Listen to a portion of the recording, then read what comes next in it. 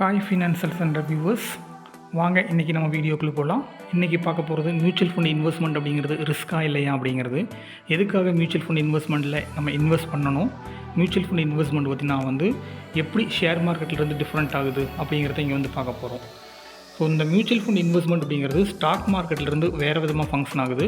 அதாவது நீங்கள் ஸ்டாக் மார்க்கெட்டை வச்சுட்டிங்க அப்படின்னா அது சரியான டைமுக்கு உள்ளே போகணும், சரியான டைமுக்கு வெளியே வரணும். அது இல்லாமல் நிறைய காரணிகள் அது பாதிக்கும். அப்போது நீங்கள் இன்வெஸ்ட் பண்ணக்கூடிய அமௌண்ட்டு ரொம்ப கேர்ஃபுல்லாக நீங்கள் இன்வெஸ்ட் பண்ணணும். இல்லை அப்படின்னா நம்ம அமௌண்ட்டு பார்த்திங்கன்னா ரொம்ப ரிஸ்க்கு, அதே சமயம் நமக்கு லாபமும் அதிகமாக வரலாம்.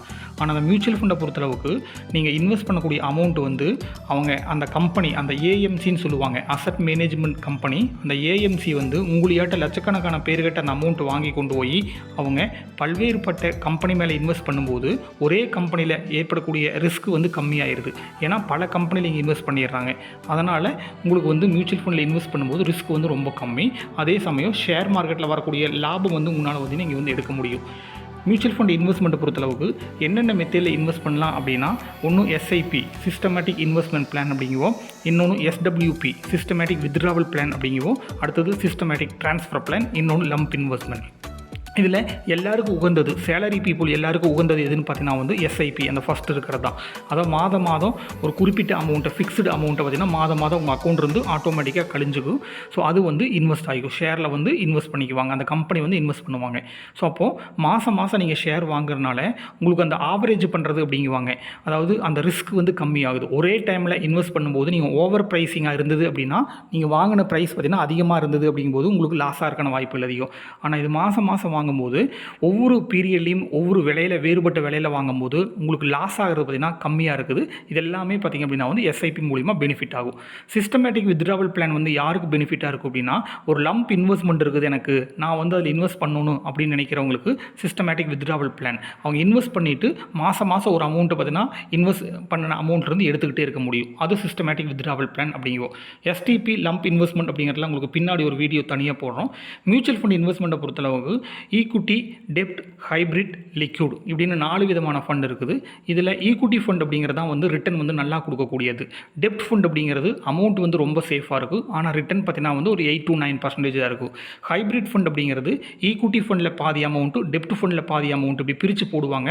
அதுலேயே அக்ரெசிவ் ஈக்குட்டி, கன்சர்வேட்டிவ் ஈக்குட்டி அப்படின்னால சொல்லுவாங்க. ஸோ லிக்யூட் ஃபண்ட் அப்படிங்கிறது பார்த்தீங்கன்னா நமக்கு எப்போ வேணாலும் எடுத்துக்கலாங்கிற மாதிரி போடக்கூடியது தான். கிட்டத்தட்ட பேங்க்கு போட்டால் என்ன டெபாசிட் ரேட் ஆஃப் இன்ட்ரெஸ்ட் வருமோ அதுதான் லிக்விடில் வரும்.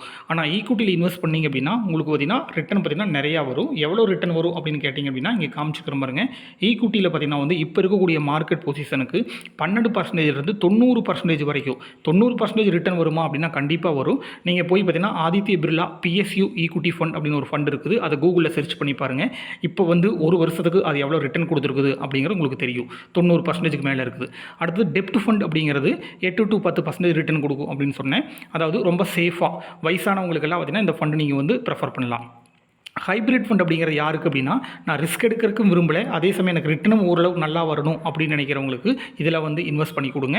இதில் 10% 14% வரைக்கும் பார்த்தீங்கன்னா ரிட்டர்ன் வரும். உங்களுக்கு 10% 14% அப்படின்னு ரிட்டர்ன் வந்தாலும் கூட அது பேங்க் டெபாசிட்டோட உங்களுக்கு அதிகம் தான். ஸோ அதனால் பேங்க்கில் நீங்கள் இன்வெஸ்ட் பண்ண விரும்பலை அப்படின்னாலோ, அல்லது பேங்க்கில் வர வட்டி எனக்கு போதுமானதாக இல்லை அப்படின்னாலோ நீங்கள் மியூச்சுவல் ஃபண்டில் தாராளமாக இன்வெஸ்ட் பண்ணலாம்.